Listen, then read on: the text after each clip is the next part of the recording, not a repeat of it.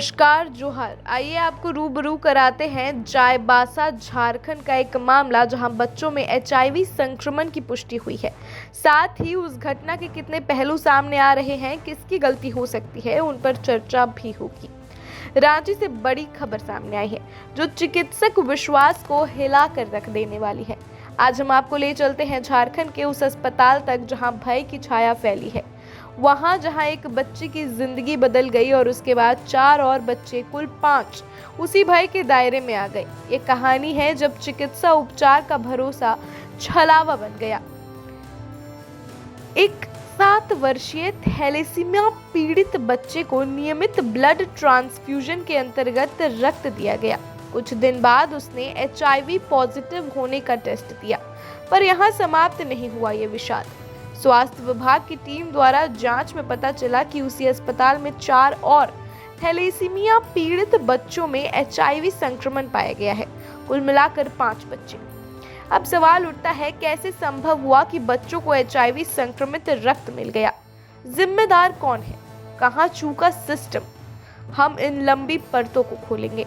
सूत्र बताते हैं कि उस 7 वर्षीय बच्चे को अब तक करीब 25 यूनिट रक्त ट्रांसफ्यूजन किया गया था। जब इतनी बड़ी मात्रा में रक्त दिया गया हो तो रक्त सुरक्षा यानी ब्लड सेफ्टी के नियम कितने सख्त लागू हुए होंगे। जांच में यह सामने आया कि उस अस्पताल के ब्लड बैंक एवं ट्रांसफ्यूजन विभाग में कई प्रतिक्रियात्मक खामियां पाई गई हैं। राज्य के मुख्यमंत्री हेमंत सोरेन ने तत्काल कार्रवाई करते हुए उस जिला के सिविल सर्जन और अन्य अधिकारियों को निलंबित कर दिया है। यह स्पष्ट संकेत है कि प्रशासन को भी इस मोहमाया से पता था कि कुछ सूचनाएं संदिग्ध थी, लेकिन सवाल यह है कि गलती कितनी बड़ी और कितनी जानबूझकर की हुई है, यह अभी खुलना बाकी है। कुछ रिपोर्ट्स कहती है कि उस रक्त संधारण यानी ट्रांसफ्यूजन के दौरान निगरानी, चेक, स्क्रीनिंग और प्रीटेस्टिंग जैसे आधारभूत कदम छोड़ दिए गए थे। थैलेसीमिया के रोगियों को नियमित रूप से रक्त की आवश्यकता होती है।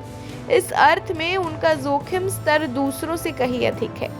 यदि उन्हें संक्रमित रक्त मिला हो तो उनका जीवन काल, स्वास्थ्य गुणवत्ता एवं सुरक्षित उपचार पर गहरा असर पड़ता है। यह मामला सिर्फ एक व्यक्तिगत त्रुटि नहीं, यह स्वास्थ्य प्रणाली की बड़ी विफलता का संकेत भी है। घटना की जानकारी मिलते ही विपक्षी दल ने इसे राज्य द्वारा प्रायोजित हत्या का नाम दिया है। जनता में भय का माहौल है। वे पूछ रहे हैं कि अगर सार्वजनिक अस्पताल में इतनी बड़ी चूक हो सकती है तो हम सुरक्षित कैसे हैं? स्वास्थ्य कार्यकर्ताओं ने तुरंत यह मांग उठाई है कि ट्रांसफ्यूजन सेवा की स्वतंत्र निगरानी होनी चाहिए, रक्त स्क्रीनिंग प्रक्रियाएं कड़ाई से होनी चाहिए। तो आखिर कौन है दोषी? ब्लड बैंक अथवा ट्रांसफ्यूजन विभाग ने स्क्रीनिंग और सुरक्षा प्रोटोकॉल का पालन नहीं किया। नियुक्ति प्रशासकीय स्तर पर जिम्मेदारी थी कि निगरानी हो। सिविल सर्जन, अस्पताल प्रबंधन, स्वास्थ्य विभाग, उन्होंने गति नहीं दिखाई।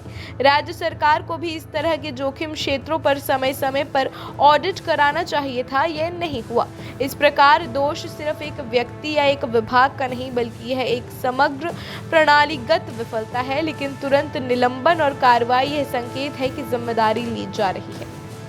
ये उम्मीद करते हैं कि इस घटना से सिस्टम सच में सुधरे, बच्चों को जल्द उपचार मिले, दोषियों को सख्त सजा मिले और ऐसे हादसे दोबारा ना हो।